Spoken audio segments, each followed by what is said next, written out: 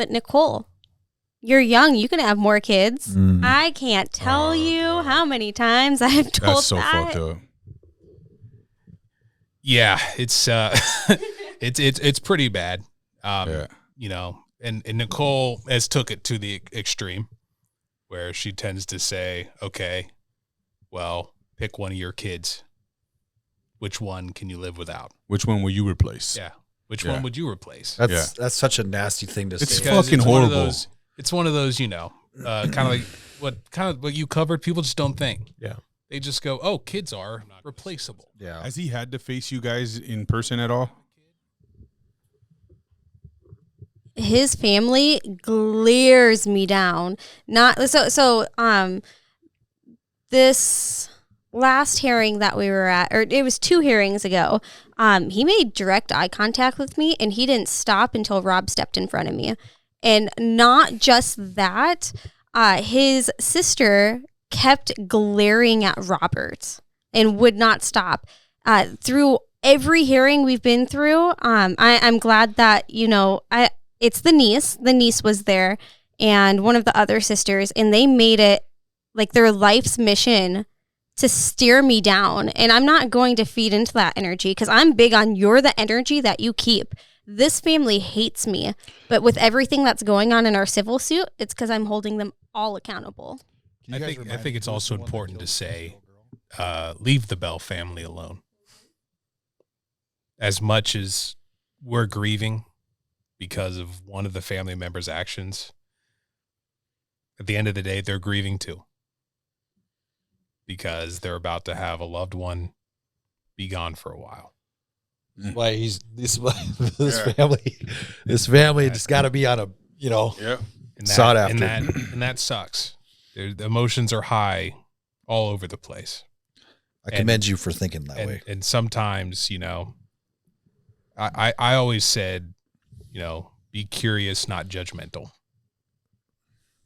I'm curious about why certain members of the Bell family have reacted the way they are. I'm not going to judge them for it, but I'm forever going to be curious. I'm going to be curious why there's a lack of accountability on many fronts. I'm going to be curious why the victims get nasty looks and get blamed. I'm going to be curious about that probably for the rest of my life.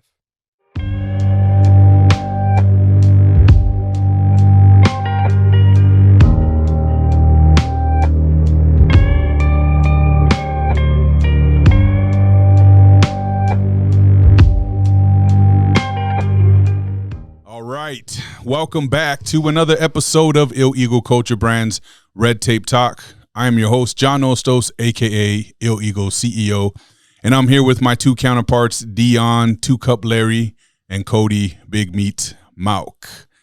And today we have a special or exclusive episode with the parents of Katarina from Justice for Katarina, Nicole, and Rob Louthain.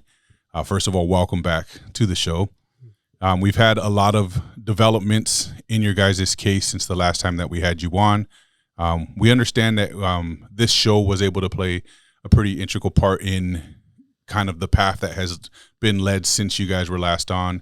And now Nicole has reached out to say that she would like to give us some exclusivity as far as what you guys have to say about the things that are happening in current events with the case and whatnot. And haven't been speaking to anyone else. So we understand there's a lot of people that are looking for answers and trying to find out where you guys are at and what the understanding is about the things that have transpired, particularly as of today officially, I think. So Nicole and Rob, welcome back. It's a pleasure to have you guys. Yes. Yeah, it's good to see you guys again. I was looking to see what time period it was when you guys were here last time. It was last March.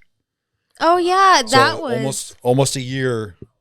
Almost a year since you guys been back here. So if you guys can walk us through what has transpired since then, because I know a lot has been happening. We've been following you guys ever since you guys were on the podcast. So we've been following all the stuff and watching your posts and stuff. And I gotta admit to you, when you post something and we watch it, it is heartbreaking every time we see it.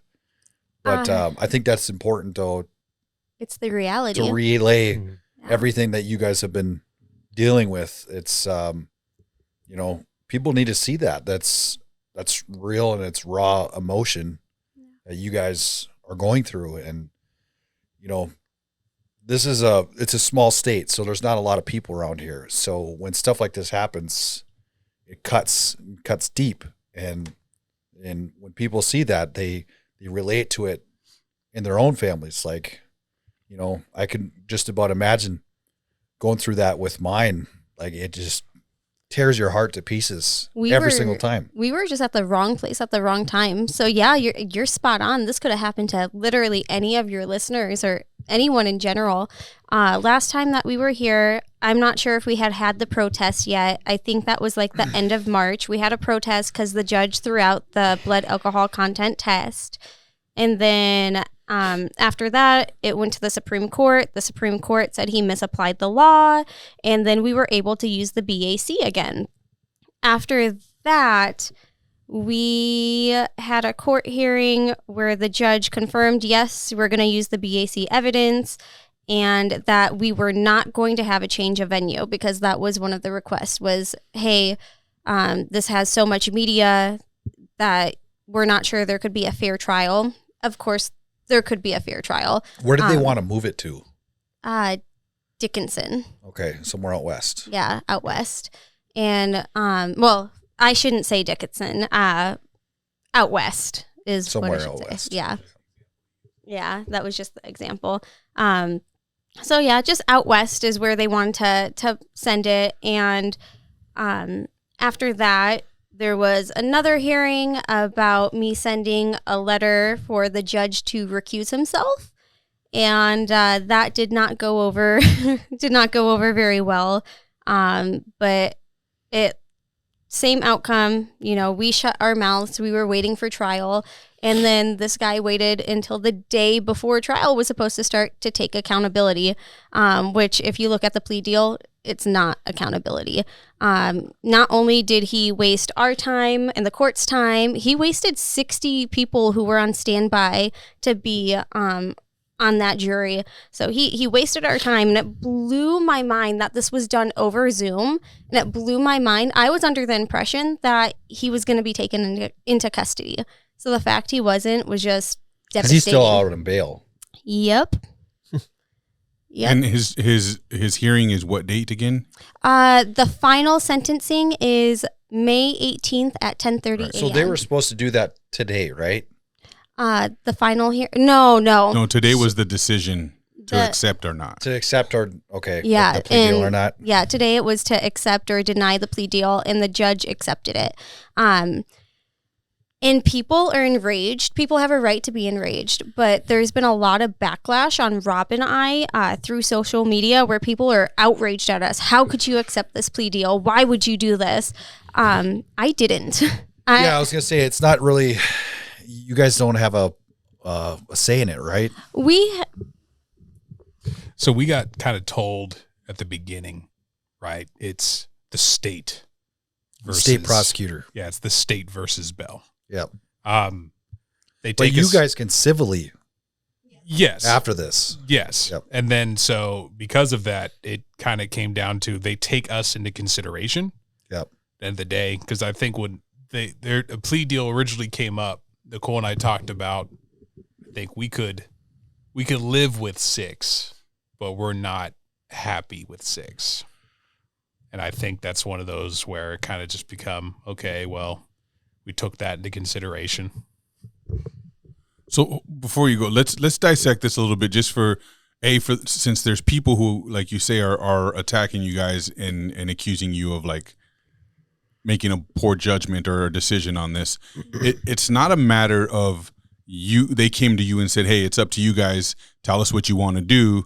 It's more of, this is what things are looking like. And you made kind of a statement around like, God, 3 to 6 years. I would obviously love to see it more on the higher end of that situation. But essentially you didn't say that's what we want. You just said, like, I mean, what choice do you have at this point? And I've been in situations where it was, someone was criminal towards us and as a business, and it was between the state and them. And we had no say so. You know, they invited us to the court hearing, but we didn't have any say so in how they handled it and what kind of deals that they made for this person. So I imagine it's the same situation for you guys. It's pretty similar. So we had this conversation like a year ago when they had introduced the, I think the exact verbiage was 10 years. And for this, it was instead of doing the 10 years, they would argue minimum 3, maximum 6. And then he would do 3 years of probation afterwards. And if he, let's say, Gets DUI. Yeah, gets a DUI. He'll have to serve the remaining 4 years of that 10-year sentence. I don't think it's right. So he's getting 4 years stayed with 3 years served, potentially. Well, here's the thing about the DOCR is a lot of people who commit these crimes don't even do the minimum. Yeah. It's a joke. Yeah. And so 'Cause they get paroled or they they get good time for good behavior. And because it's a not violent crime or a lesser crime, they're let off the hook. And so a lot of times when you see people who commit vehicular homicide, it's an A felony. It's considered non-violent and it's not part of the 85% rule. So he will not be mandated to serve 85% of his, what do they call it, crimes. Right. Like before good behavior, you typically have to do like 80, 85%. A year and a half, 2 years, if in reality in prison. Let's say It's the same thing that happened in Wapton with Chad Olson. That he was supposed to get let out, and the people were down there obviously were pissed and made their voices heard, and that got denied. So yeah. The thing is, let's say he gets 3 years and then he gets good behavior. It doesn't matter that 3 years is the minimum. It's not enforced. It's a joke. So why are judges setting minimums just for the DOCR to throw it out the window? Yeah, I don't get that. Yeah. So where does the 3 to 6 come in? So that was the plea deal that Rachel. And why is there such a variety? I don't get. It's either 3 or 6. The 3 to 6. I don't get. Oh, no, I understand. Okay, so the plea deal is that the defense will argue for a minimum of 3 and the prosecution will argue for a maximum of 6. That's what it is. The sentencing. And it's just throw it up in the air and whatever the judge decides that's precisely it. Yeah. So the judge just has full say in 3 in between 6. Yep. He'll review the facts of the case, and then there's this report that's done and given to him. And they may take into account our victim impact statements, but really it's up to the judge. And I've been looking at cases all across North Dakota, and there's no consistency. Some of them are the minimum, some of them are 5, some of them are up towards that max. There's no consistency, and it's because of the DOCR. How do I word this? People want accountability, but when you have a structured system that is failing, there is no baseline. Yeah. I got to ask you would you guys be okay with it going to trial with a possibility that if they would have been? Oh yeah, I would have been fine with it going to trial, but it can't anymore. After today, him accepting this plea deal, he waived his right to a trial. The reason why I'm asking is because this reminds me of that movie, A Law-Abiding Citizen, with Gerard Butler. You know what I'm talking about? When he says, at least you would have tried if you brought it to trial.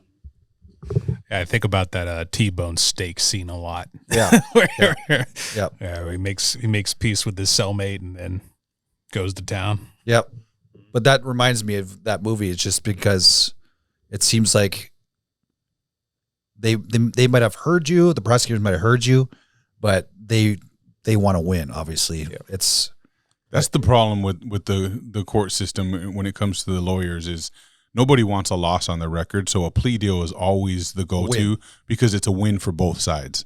But by stats, you know what I mean? And that's bullshit. First of all, I don't know the state prosecutor. I think Dustin said the state prosecutor is a good person. I don't know. I can't vouch for that. But it's just when I hear 3 to 6, and I think about your little girl, I think about the girl down in Wapton. And I think to myself, is that all a human life is worth?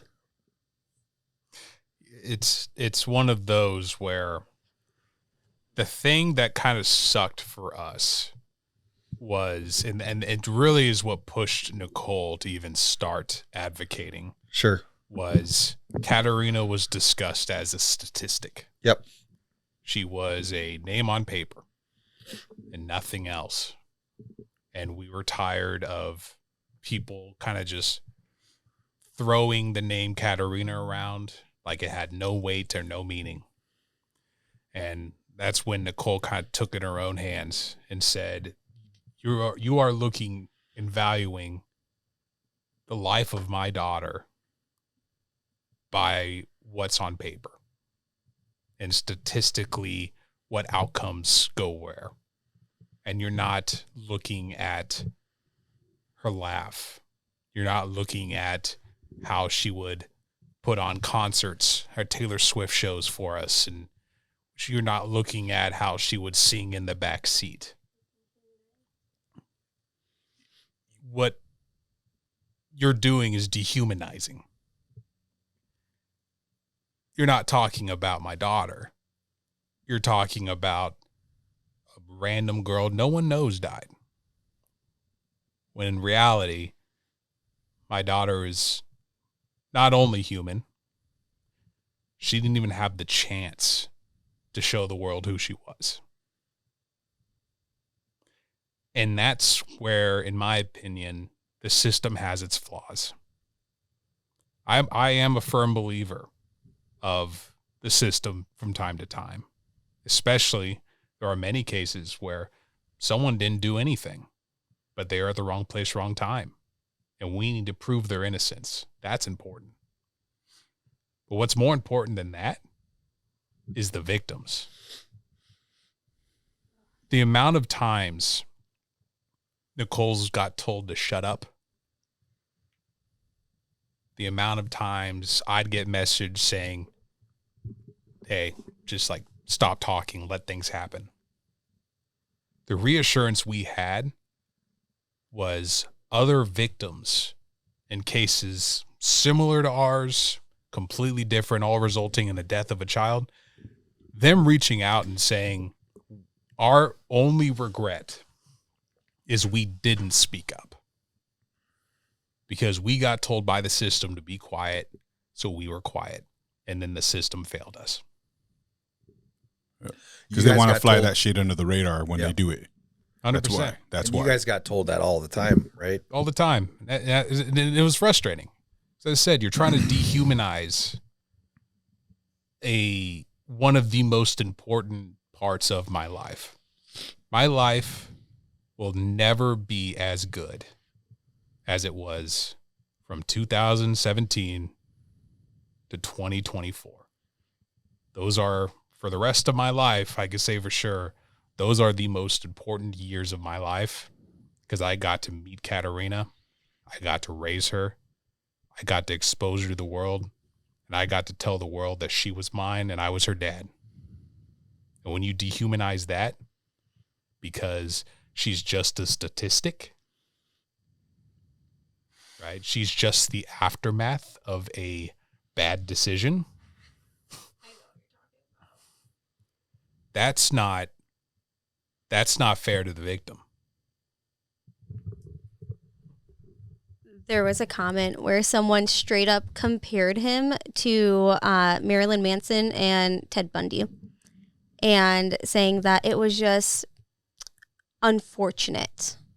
And then they continued to say other things that I'm not going to bring up because they filed a police report against me that with no ground to stand on. It's kind of ridiculous.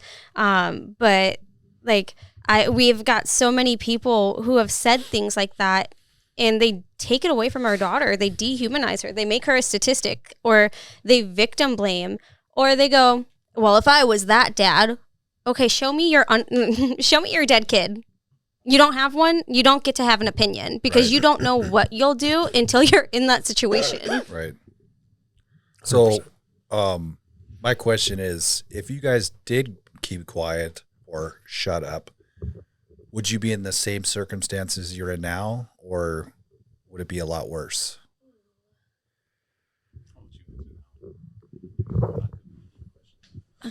I think there's a potential for it to be a lot worse because right now, a lot of people in Grand Forks have no idea who we are. People across the state have no idea who we are. It's through the charity work that we do, through the advocacy, and through using our First Amendment right that, we were heard. And I encourage other victims to, not stupidly go out there and like spread all their business and not think before they speak, but I encourage them to strategize. Sorry, I can't talk. It's always crazy to me that those who commit the crimes know their rights to a T. Because they know their rights to a T. They know what they can do. They know what they can't do. Victims have kind of the same rights of you can do things. You're just going to get told no, but you're able to do it. Right? Yep. It was like, like when Nicole submitted the letter.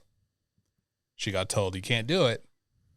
And then she goes, actually, it's in my rights. I'm able to. To which that you can't do it turned into, I don't suggest you do. Mm-hmm. So it's one of those.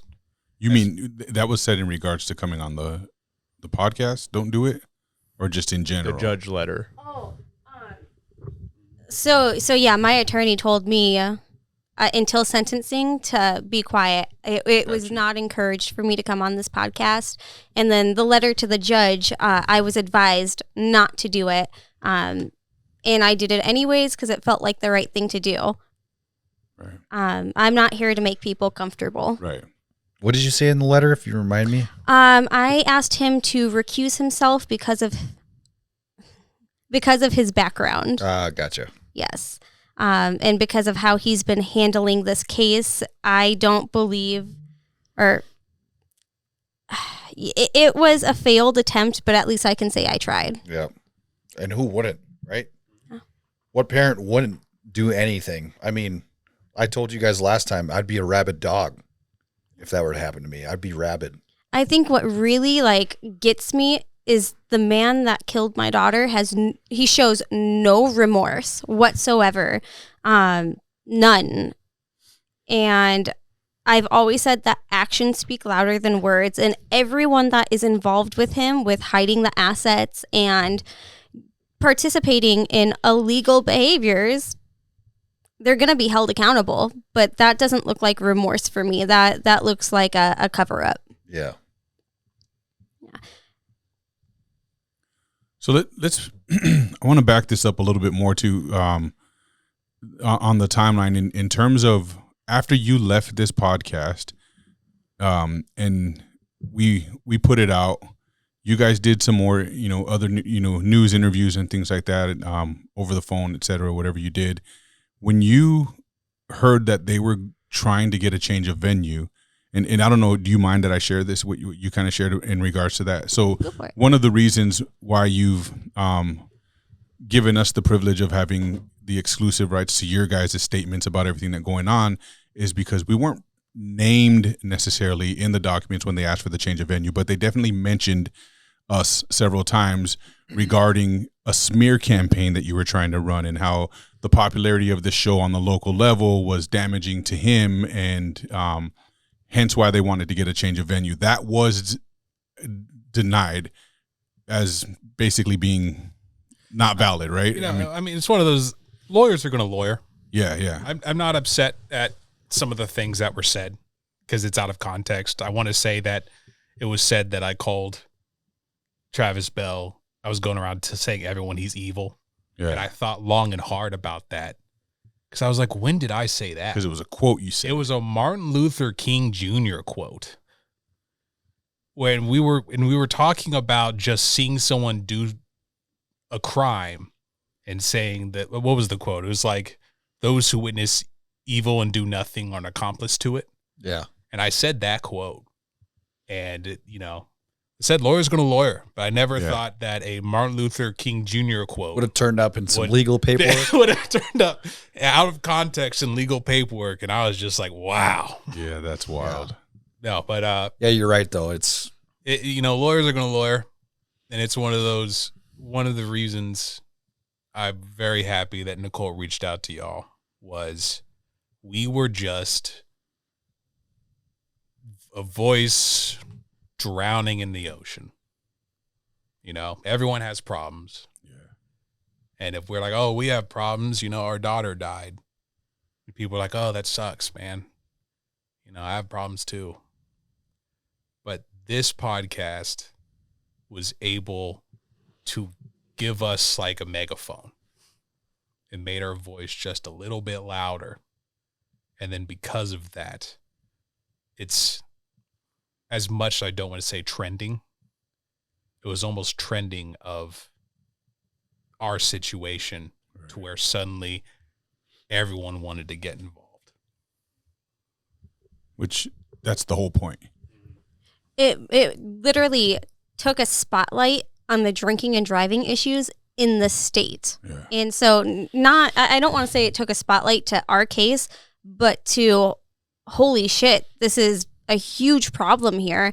And Yes. everyone's participating in it to the point that it's culturally acceptable and it should not be. And so it gave us that open door we needed to talk about the cultural norms. Right.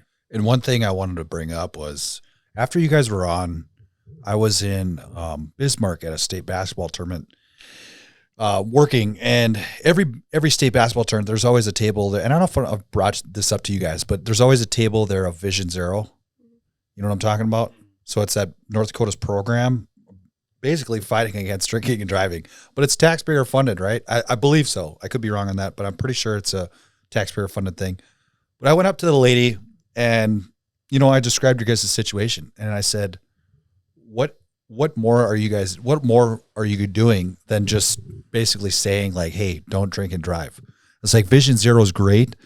The awareness is great, but it has no teeth. It has no teeth to it at all. Until you have teeth behind it, you can't do anything about it. You can say, hey, drinking driving's bad. It's bad. Well, everybody knows it's bad, but it's not going to change until you have teeth behind it. Then it'll change, right? When it's something that people are feared to do, that's when it changes. Well, and that's when, you know, people have to come together and say, okay, what are we going to do? I'm not sure if they partake in lobbying for changing of the laws. And I think that, you know, taking 4 offenses before it's a felony is an absolute joke when it comes to our DUIs.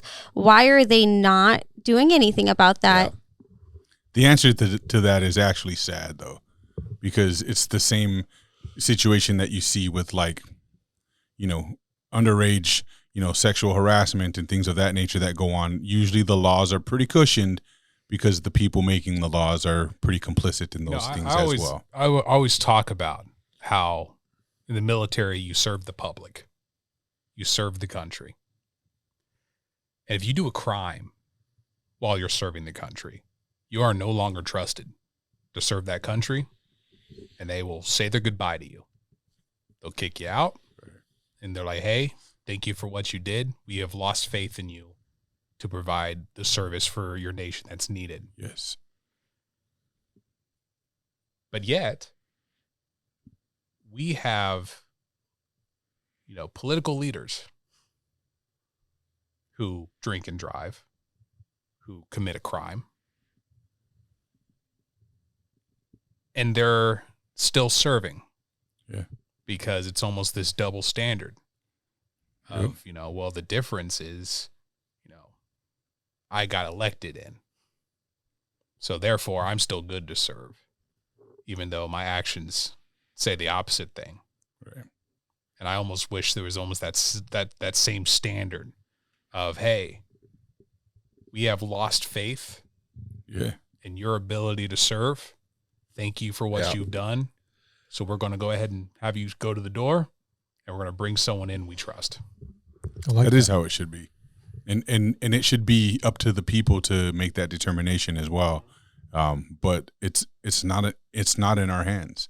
Politically, legally, all of these things are not in our hands. They just create the illusion that it is in our hands. They give us this voting system to say, this is your call, people, but it's not.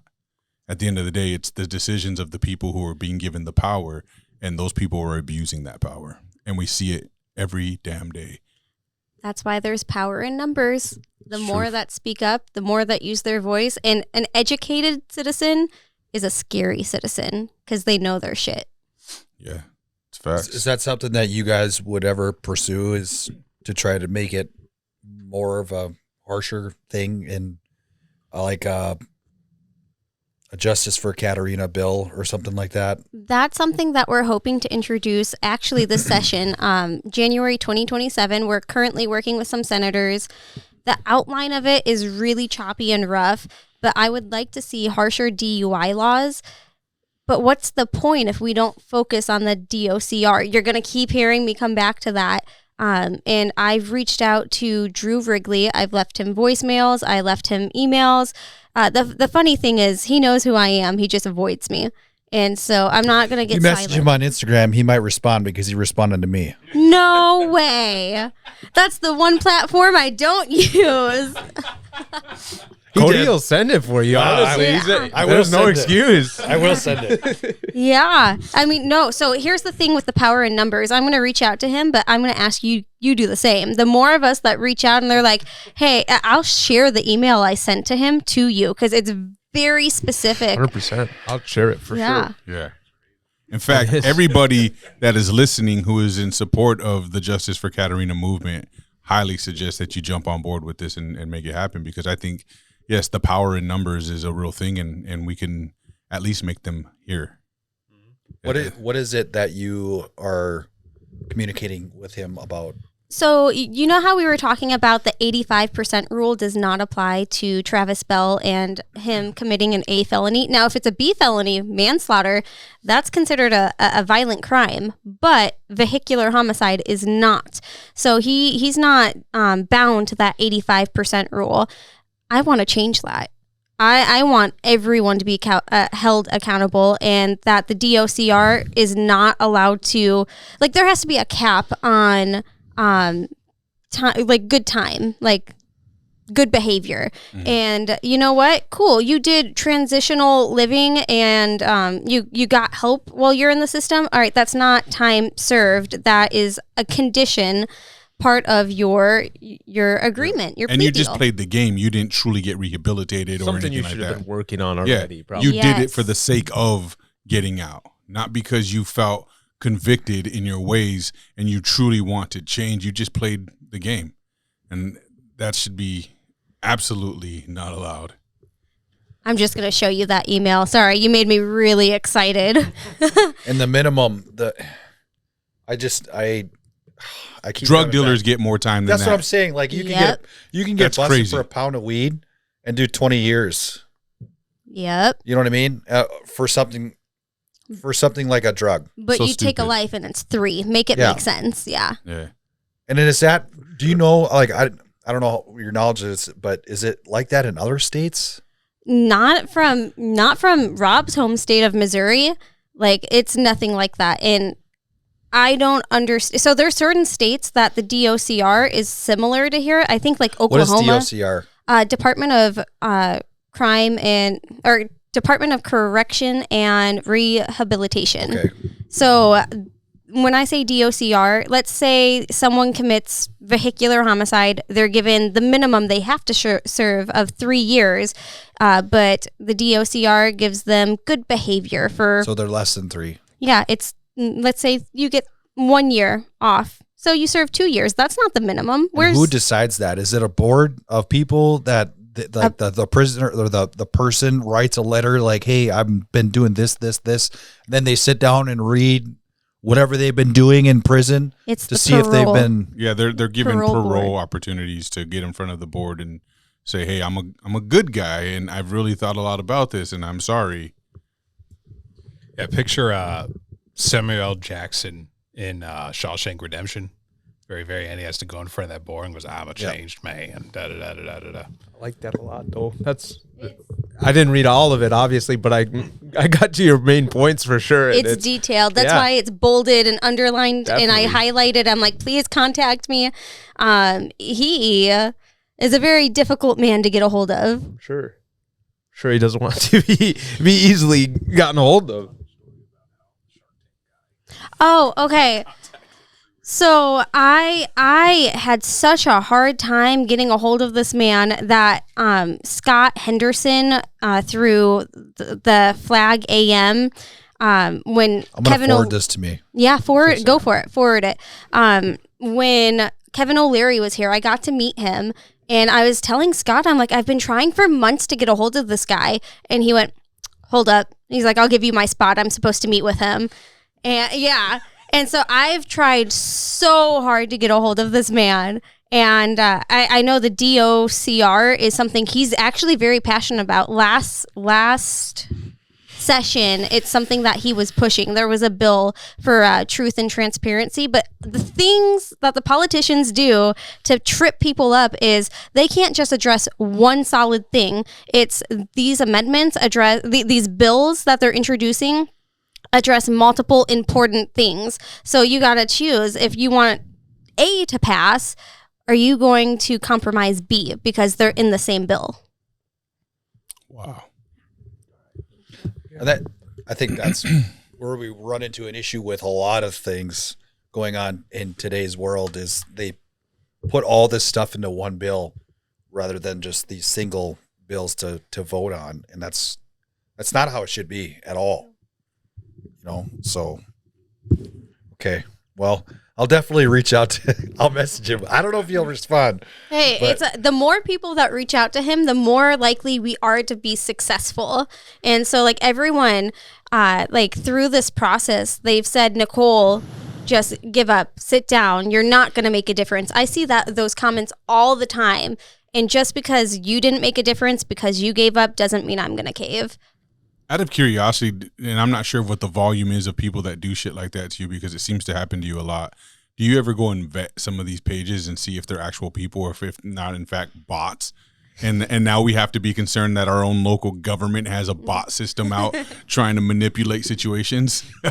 Honestly, I don't know. I try not to read the comments. Gotcha. Once I have a post, usually I ignore it. Like today, after posting the hey, I'm going to be on here, tune in tomorrow at 10 a.m., I don't go back and check. I made the mistake of doing that, and then that's when I came across the comment of, what the fuck is that father doing? Why isn't this guy 6 feet down? And you know what? Just because our morals don't align with yours doesn't mean how we're handling this is incorrect. Right. Two wrongs don't make a right. I say that all the fucking time. Yeah. Violence is not the answer. And of course, I mean, you're going to get all kinds of opinions, for Travis, against Travis, like that guy or that person.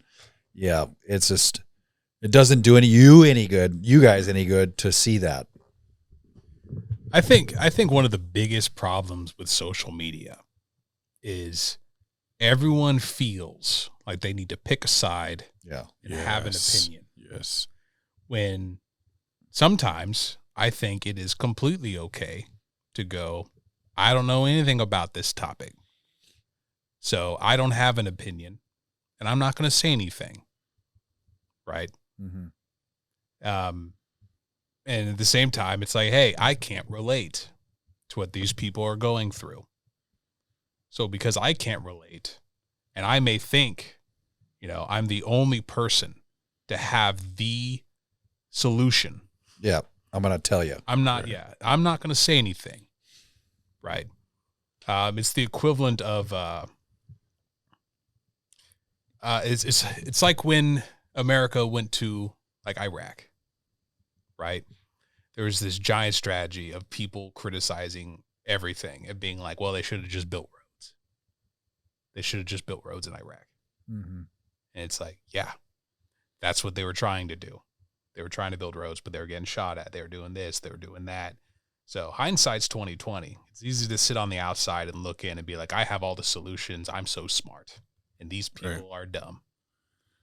But living it is a vastly different situation. Yeah. I can only imagine that. At the sentencing hearing, are you guys going to be able to read your impact statements? Yep, and we plan on it. I plan on being there and reading it. Rob does. I honestly don't know who all is going to show up. A lot of our support, being military, a lot of our support's actually over in Europe or across the states now because this happened 2 years ago. But yeah, we're going to be there. I know a lot of people in the public are upset and they're like, what can we do? And this is the thing is I won't spoon feed people. I want them to do their own research. And so a lot of people, when I went back and I did see that comment, they were like, we need to make sure this plea deal isn't accepted. I'm like, it's already accepted. I'm like, and then they say, well, we need to put pressure on the courts. I'm like, that's the worst thing you can do right now. The best thing you can do is shut up. And for me, I'm praying. I'm going to put my faith in God and that his willpower or his will be done and that it's going to be handled. Because if we start bullying this judge, that's a whole new problem. If like the media is attacking him or that people are protesting, get it. I'm upset too, but that's grounds for an appeal. And I really don't want to do this all over again. That's true. Yeah. Yeah, I think I haven't said much, but just digesting everything. I think you guys have handled this, I mean, better than Most people. a lot of people, for real. Because like when you guys came on the podcast, I didn't know much about what had gone on, what you guys have been through, and you guys handled it with the most class I could imagine. You know, like you said, people say, "Oh, I would have did this to him," or "What is that dad doing?" Like to be able to sit here and talk about and relive that situation, and not say things like that. Those things that you may feel, which would never come out, you know, but you don't say them because you don't let your heart control what your mouth does, right? So, like, you guys have done a really good job, and anybody that says otherwise or thinks otherwise is 100% wrong. Like, it's super impressive. Yeah, I agree. I will say Travis Bell is an asshole, but just because I'm a Christian doesn't mean I can't curse. Yeah. I think we can all. Or I think you're using it correctly. So it's fair game. To the point too, like one thing that I hate to see is like when you talked about, you know, the way people are viewing this and how people are choosing sides or they think they have to pick a side. Right or wrong isn't determined by the ability to bend the law in your favor. Mm-hmm. Somebody still lost a child. A little girl's life was taken way too soon. Regardless of what the law paints about that situation, there's still a fact here that somebody is no longer here, and a very important somebody to you guys especially. So I hate when people think they have to choose a side in a situation like this. Like, you're not going to come out winning with your decision, you know, on which side to pick or how you justify the way you view this situation if you completely disregard the fact that, look, a human life was lost. A young child was taken away from their mother. You can't just say, wow, the law, it doesn't make it right. The law is screwed up. The law is completely ruined, but it doesn't change the fact that your child is no longer here. Your child was taken from you.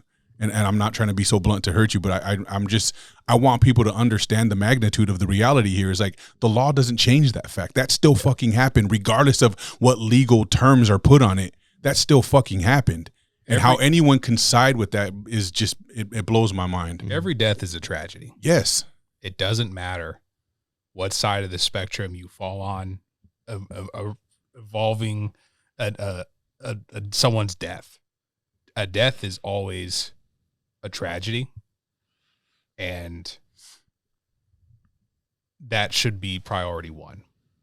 A death should never be used as a platform for one side or another, because that death, as we talked about, you know, earlier, that dehumanization. Yeah. It's so easy to do it without realizing it. Yes. But Nicole, you're young. You can have more kids. I can't tell you how many times I've told That's so that. fucked up. Yeah, it's it's pretty bad. Yeah. You know, and Nicole has took it to the extreme, where she tends to say, "Okay, well, pick one of your kids. Which one can you live without? Which one will you replace?" Yeah, which one would you replace? That's such a nasty thing to It's say. Because fucking horrible. It's one of those, you know, kind of like what you covered. People just don't think. Yeah. They just go, oh, kids are replaceable. Yeah. You know, oh, you don't have a kid? Wait, just get another one. It's like it's not a labradoodle. Yeah. Well, and it kind of goes both ways. I'm told, so the post I made a couple weeks ago, that's not the first time I was told that. I'm told that all the time. Or my favorite one is because I was a teacher before all of this, and I was told, but you have so much love to give. It's selfish. Why don't you adopt? Or why don't you do IVF? Because I can't have kids. Everyone just assumes I can. I'm like, why don't you do IVF? Like, it's all fun and games when you're not the person filling the shoes. Right. Yeah. Yeah.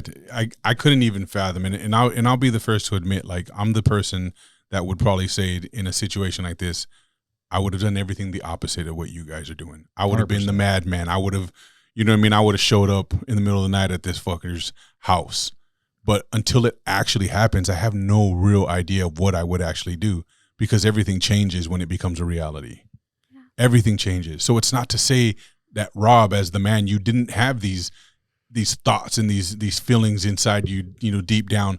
But when it really is happening to you, I think it changes your whole perspective and the dynamics of who you think you are or thought you would be in a situation like this, considering all the elements involved. There's more to being a man than pride. Oh, for sure. And that macho nonsense. Right? For sure. And that's something you just learn. I remember growing up, it was one of those, if you hurt my pride, right, it was hands on. Yeah. That's just the way it was. And as you get older, you know, you realize what makes me a man is not the ability to, you know, fight back. What makes me a man is you can hurt my pride and I'm still standing. Yeah. I'm still going. Yeah. I always said there's 3 pillars to being a man, and that's accountability, integrity, and growth. If you wrong a man, you look him in the eye, you extend a hand, and you let them know you wronged them. I judge a man by their ability to do that for accountability. And I've, this whole time, right, I felt like Travis Bell has had his eyes shielded and looking down. Yeah. And then the very last minute, he takes my hand, but he's still looking down. You think he's going to look at you guys during the sentencing? No. I literally, I'm not going to say what's in mind. Has he had to face you guys in person at all? His family glares me down. This last hearing that we were at, or it was 2 hearings ago, he made direct eye contact with me, and he didn't stop until Rob stepped in front of me. And not just that, his sister kept glaring at Robert and would not stop. Through every hearing we've been through, I'm glad that, you know, it's the niece. The niece was there, and one of the other sisters, and they made it like their life's mission to steer me down. And I'm not going to feed into that energy, because I'm big on you're the energy that you keep. This family hates me, but with everything that's going on in our civil suit, it's because I'm holding them all accountable. Can you guys remind me, who's the one that killed the 6-year-old girl? Travis Bell. Just checking. Yeah, this family and how they function, it's very dysfunctional. You can love someone and hold them accountable at the same time and be there for them without being nasty to the person that had to bury their child. It's about doing the right thing. It's completely illogical to look at everything that's on the table and have the audacity to look at you guys as if though you're in the wrong. They should be accepting of the fact, like, what their brother, what their uncle, whoever this guy is to them did is totally fucked up. They can still love him and they can still support him and have his back and hope that they can walk him the path of his wrongdoing with love and care, but they can't look at you guys and be like, wow, how dare you? People who can't take accountability will find it elsewhere. Yeah. And it's going to be unfortunate. So they're like, oh, there's no accountability here. I don't know where it is. Oh, there it is. They have the accountability. It's on them. Yeah. Yeah, at the end of the day, he will live with the same, not the same. He will live with the feeling in his heart forever that he did take a little girl's life who was innocent, didn't get to see the light of day into being a teenager or being an adult, possibly having kids one day, having a job, a career, like stuff, all these things that he knows that he took away from her and you guys. Like he'll live with that, whether he makes it look like he is, and he deserves to live with it. And he's going to face judgment in this life and the next. And that's one thing I told Nicole today was a couple weeks ago, I was in therapy and I was having almost like a mental health crisis a little bit, because I realized I was putting all my grief on this case.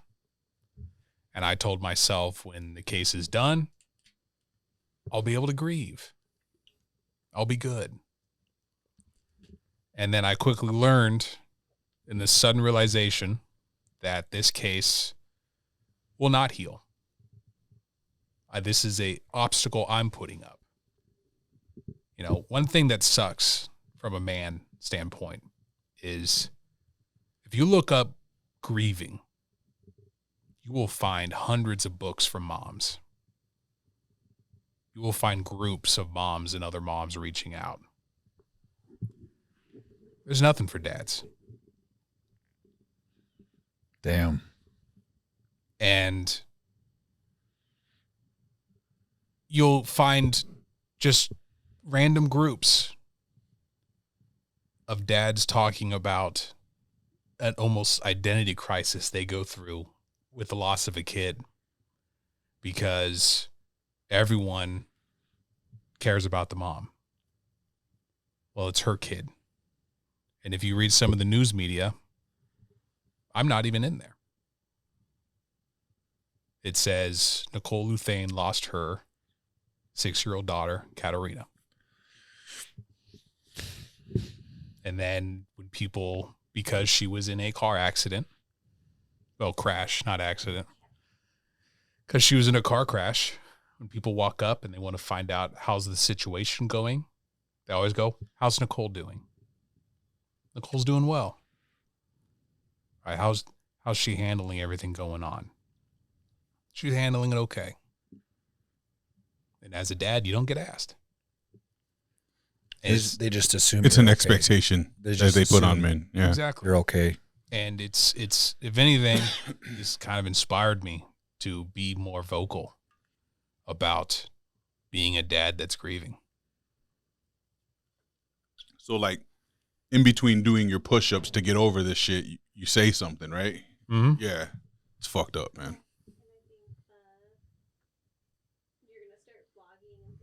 Yeah, for those who don't know, we officially have a nonprofit for Just for Katarina. We use it to do a lot of things for the community. We did a giant toy drive for Sanford Children's Hospital where we donated, I think, over 1,000 toys. Nice. Wow. Yeah, over $5,000 worth of toys. We got done with a winter clothing drive where we still can't park in the garage because we got thousands of articles of clothes. By the way, if you're donating clothes for a winter drive, do not give a trash bag full of bikinis. Oh. So, I was telling Nicole, I was like, if I don't see one homeless person in a bikini, I know the system's corrupted. Yep. Those went somewhere, not given to the community. And then we pay for after school extracurricular activities like gymnastics. I saw that. Yep. Yeah. We've had some amazing supporters who've opened Cat's Kindness Corner, which gives leotards to families, because leotards are expensive. And this allows families to, if your kid outgrew their leotard, you can leave your old one and take one the size that you need. That's awesome. And it's just always rotating back and forth. But Nicole has spent the last 2 weeks in silence working on a website. On the website, she started a blog, and this blog doesn't talk about our case. It talks about just living with it and living with grief. And I think from a man aspect, it's important to kind of be that vocal point of, hey, you're a dad. It's okay to be feeling these things. And it's also okay to be stoic for your wife and stoic for people. But it's also okay to not be okay.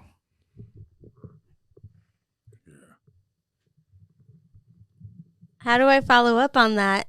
I don't know. The website's cool.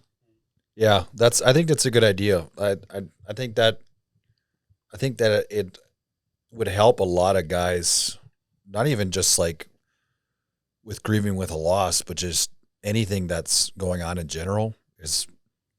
I hear this all the time. Guys have a hard time opening up.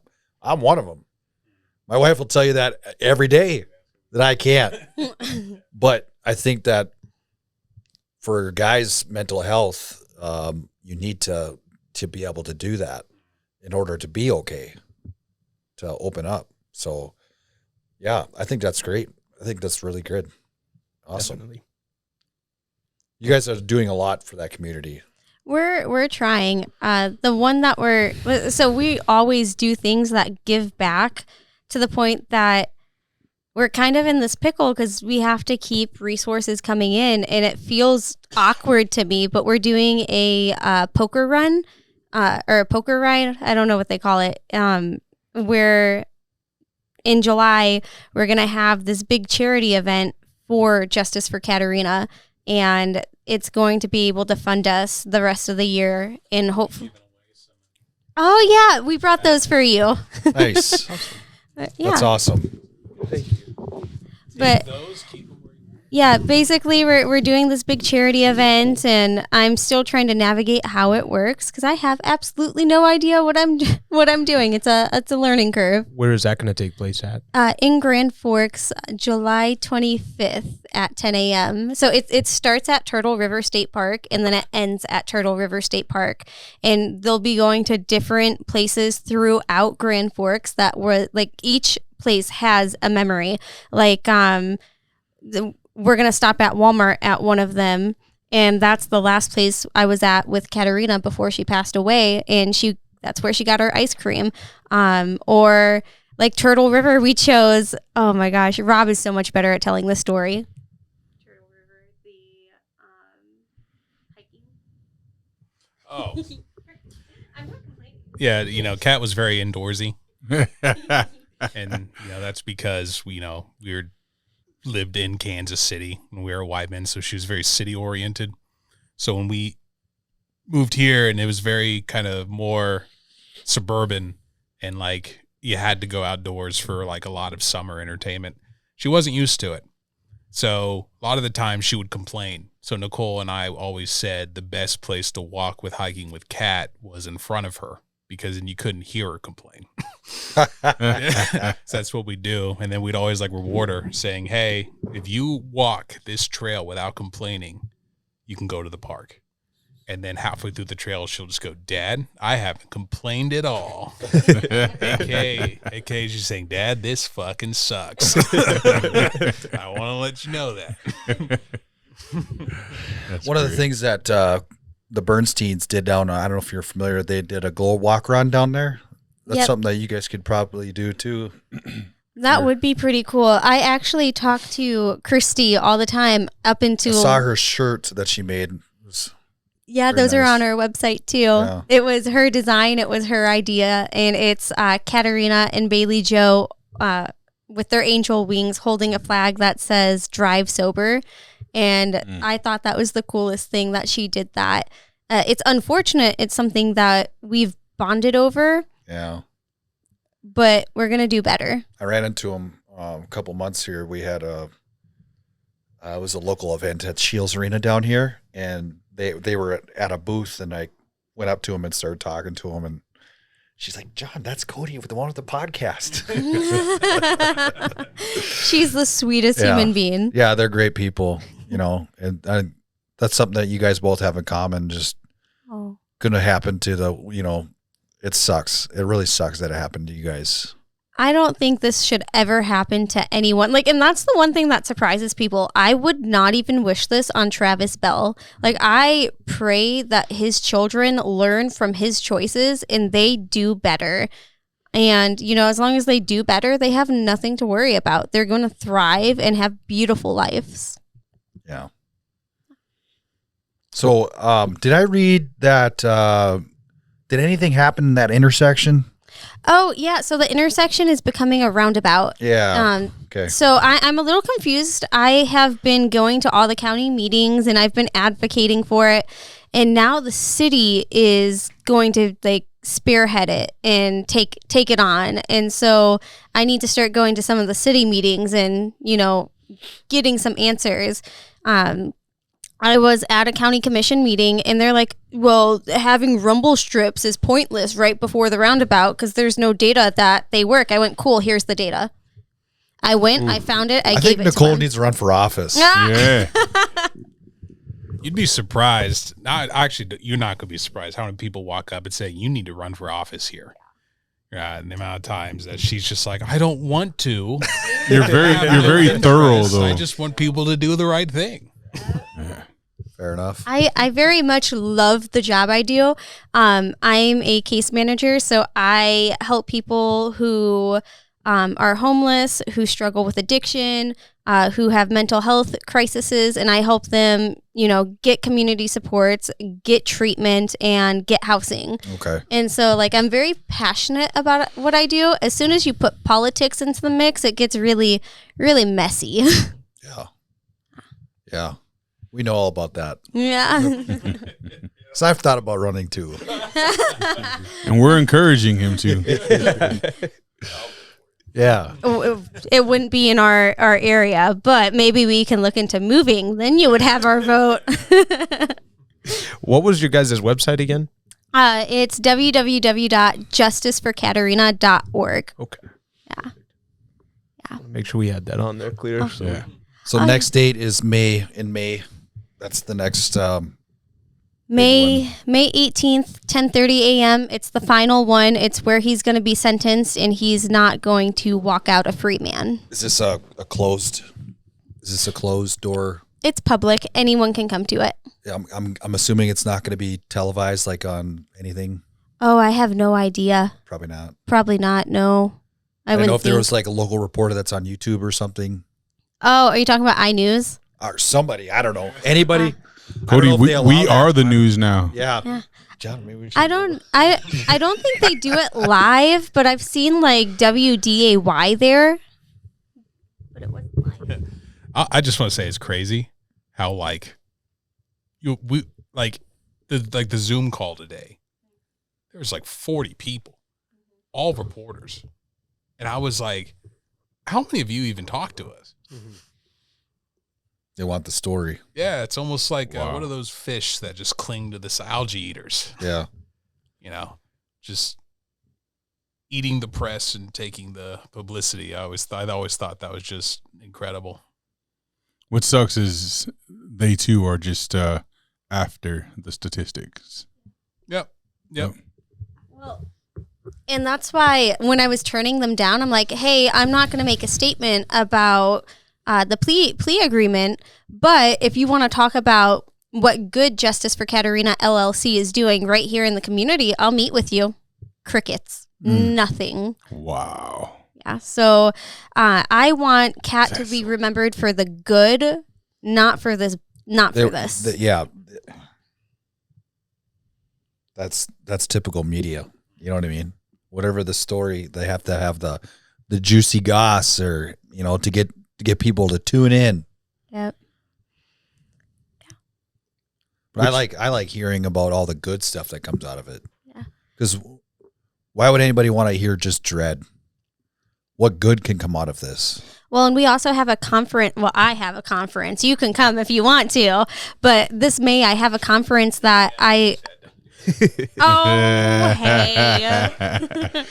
But in this conference, it's a public health conference for the state of North Dakota, and we'll be addressing addiction and how it affects the public health. And instead of taking a problematic standpoint, we live in a world where North Dakota waits until you mess up. They're reactive. They're not preventative. And so my entire spiel is going to be about treating the person, not the problem, because the problem is because that person doesn't have the supports that they need, and our system is reactive, and so they wait until you're behind bars before you get that addiction help you need. True. I guess the only good thing that I would hope for is harsher penalty. Yes. And more of a awareness, I guess. I would like to see a first offense mandatory interlock system on the vehicle. Like, so if you get a DUI, cool, it's coming out of your pocket, buddy, not the taxpayers. Yeah. You're going to have to pay for the system to be put on and taken off and utilized monthly by you if you want to be able to drive. That is a big push of mine. But also when it comes to Travis Bell, I really hope that he gets more than 6 years. In an ideal world, he would get a life sentence, but that's not going to happen. For me, I would like to see, 10 years, like the Jordan Mercedes case that happened back in like 2014, 2015. He had taken the life of 2 people and then gave a severe TBI to a med student, and now she's not able to function like she used to. He got 25 years. I believe it was 10 for each life he took, and then 5 years, so the max of vehicular injury. And I would like 10 years for my daughter, and then maybe 2 or 3 for me served. If it's 10 years for my daughter, I can live with concurrent served at the same time. But what I can't live with 6 years. I'm sorry. I know you're cool with that. I'm not. I just imagine with the way that the DOCR is and him being able to get out after potentially serving no time. That's not justice. I'm not an eye for an eye. I'm here for being reasonable, and I don't think our system is fair or just. Right. I mean, and you have to hope for 10 years just so that he maybe serves 4 to 5. Exactly. Yeah. That's why we need standards across the board. That way we're not playing this game where it's just scattered. Yeah. It's not about who has more money to fight harder.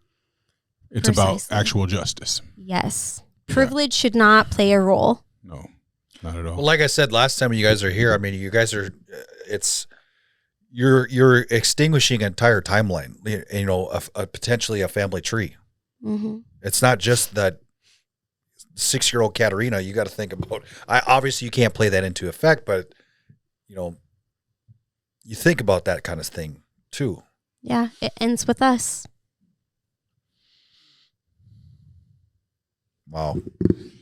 Well, I can only hope that he gets 6 years, I guess. Well, there's a potential for it to be higher. The plea deal is just that the defense will argue 3 years and the prosecutor will argue 6. Okay. This does not mean that a higher one is come down with it more. Exactly. And I've been encouraging people, like I said earlier, let the sentencing, let it roll out how it's supposed to. Don't mess with the justice system. Just trust the process. And trust me, it's a hard thing to do, and that's why I lean into my faith. Yeah. I think it's also important to say, leave the Bell family alone.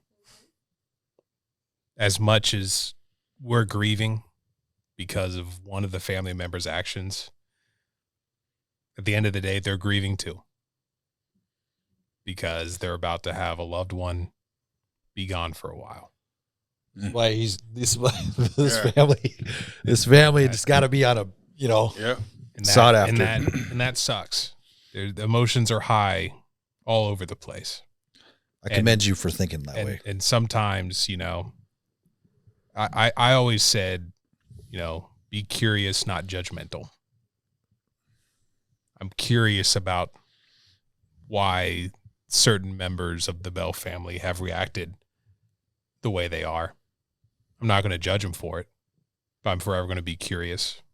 I'm going to be curious why there's a lack of accountability on many fronts.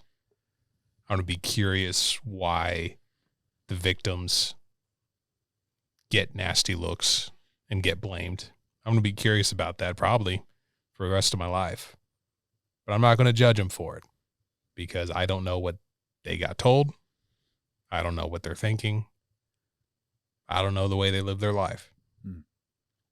So, and I just want to throw that out there of, you know, we're battling the system. Yeah. And unfortunately, sometimes the system favors the wrong side. I think everybody can learn something from you guys. Out of curiosity, are you guys Catholic? No, we are. I'm gonna say it wrong. Evangelical? Yeah, Okay. Christians. Gotcha. Yep. Evangelists. Yes, evangelists. I'm a fan of the hats, though. Oh, I'm a fan of the Catholic hats. You know, it's very, I think, speaking on a religion when you can just walk in and see who's in charge by how big the hat is. yeah. Mm. Yeah. Okay. And I think we should base a lot of our jobs off that way. Like, you know, like walk in McDonald's and be like, oh, there he is. that's the owner. Oh yeah. That's funny. Well, you guys are great people. Yeah, I think everybody can learn something from you guys. Just like that's the most Christian thing you can possibly do. Well, and another thing is with being Christian, a lot of people think that you have to act a certain way, and I don't study the Bible at all. I read it to work on my relationship with my beliefs with my God. That's how I am. I don't believe in studying the Bible. You know, some people do. Our religion is very based off of the Bible, and that's what kind of drives our morals. But at the end of the day, it's not about being perfect. It's not about you don't want to fit a mold, okay? Over time, you're going to be more Christ-like. You're going to want to be more like him. I listen to all sorts of music. I curse like a sailor, but I'm better now than I was 5 years ago. So just be patient with yourself and give it time. It doesn't mean, you know, go commit a crime. Please don't do that. But it's just, there's no perfect way to be a Christian. And a lot of times people are scrutinized for not fitting the mold. Yeah. I don't think there's a mold. I think it's just like you said, man, it's a relationship between you and God, in any religion that you believe in, because we know that there's a lot of context missing from the Bibles and from the understanding of religion. So the best thing you could do is just to make your own relationship, and then try to just be a good person, a civilized human being, and be as kind as you can, and try not to fight violence with violence and two wrongs making a right. I mean, it's the best we can do, and I think that's the only way that you can truly be. Once you start getting into legalism and start pointing fingers and trying to ridicule people for them not living to the standard of whatever their religious beliefs are, then it just, you lose me on it. I totally believe in just a relationship between you and God, and religion shouldn't have anything to do with it. So yeah, I do. I commend you guys for the way that you handle it. It's a different tune than when you were here last time even, so the growth is real, you know, as you said. Oh yeah, I'm not as angry. Yeah, you're not. And you're smiling a lot more. You seem more upbeat than you were last time, which is awesome. You know, like,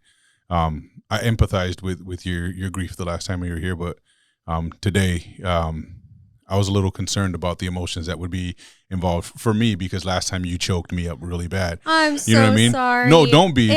I welcome it, but today it's different. You know, I can tell that there's something more going on in your hearts, and that you guys are being sincere about the way that you want to respond to this, and that you want people to respond to this. And I think that's 100% the way that you should be about it. I think it's honestly, I think it's because I feel like I have a voice, and I told Rob this when I had to take the stand at the last hearing, is I'm sick of people walking all over me. I can be kind, but also set that boundary. Yes. Yeah. As you should. 100%. Draw the line in the sand. Yeah. Is there anything else that really comes to mind that you want to highlight and help people see or understand about where things are currently with the case? Is there more that you want to divulge on before we bring this to a close?